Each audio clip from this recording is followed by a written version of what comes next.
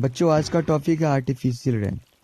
Artificial rain कैसे करवाया जाता है, क्यों करवाया जाता है, आप पहले समझ लीजिए कि आर्टिफिशियल रेन करवाने का जो प्रोसेस है उसको क्लाउड सीडिंग कहते हैं।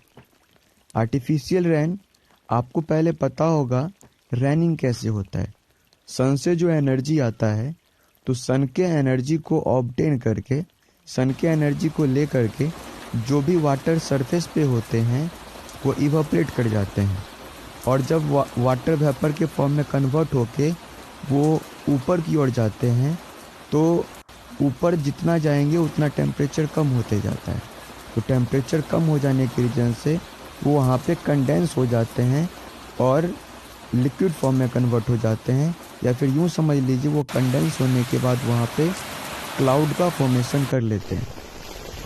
अब क्लाउड में अगर वाटर के पार्टिकल का साइज बहुत छोटा है तो ग्रेविटी के अंदर गिर नहीं पाएगा। वही अगर वाटर के पार्टिकल का साइज बहुत बड़ा है तो ग्रेविटी के अंदर गिर जाता है।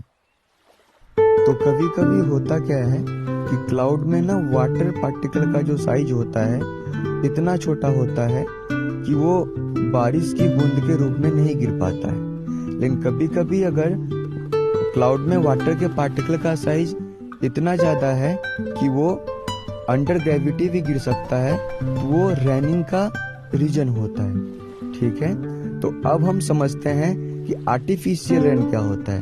नेचुरल वे में हमने समझा कि नेचुरल वे में कैसे होता है रेनिंग। तो सिंपल सी बात है कि वाटर के पार्टिकल का साइज क्लाउड में अगर इतना ज़्यादा हो कि अंडर ग्रेविटी वो गिर सके तो वो नेचुरल रेनिंग होता है। बट कभी कभी अगर कहीं पे ड्राउट का कंडीशन हो जाता है तो वहाँ पे ना आर्टिफिशियल तरीके से भी रेनिंग करवाया जाता है।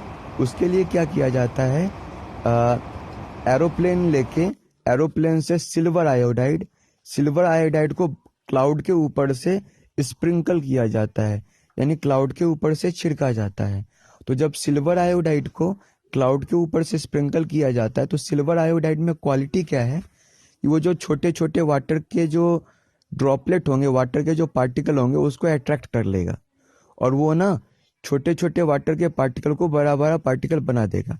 और आपको पता है कि जब वो पार्टिकल का साइज बहुत बड़ा हो जाएगा तो वो अंडर ग्रेविटी गिर सकता है।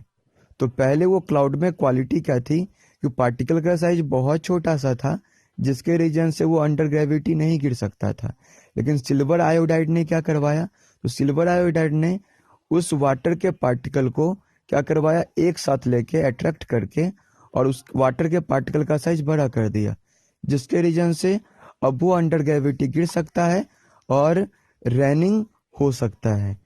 और दूसरा रीजन यह है कि जब साइक्लोन के रीजन से बहुत ज़्यादा हैवी रेनफॉल होने वाला होता है तो वहाँ पे आर्टिफिशियल रेन करवाया जाता है, क्योंकि आपको पता होगा जब साइक्लोन की बारिश होती है, साइक्लोन वाली रेनिंग होती है, तो वहाँ पे लगातार कंटिन्यूअसली बारिश होते रहती है। तो जब इस तरह की कंडीशन आती है तो उससे पहले से ही आर्टिफिशियल रेनिंग करवा दी जाती है सिल्वर आयोडाइड को स्प्रिंकल करके, या फिर कभी कभी sodium chloride, magnesium chloride, calcium chloride को भी क्या किया जाता है, क्लाउड के ऊपर से स्प्रिंकल कर लिया जाता है।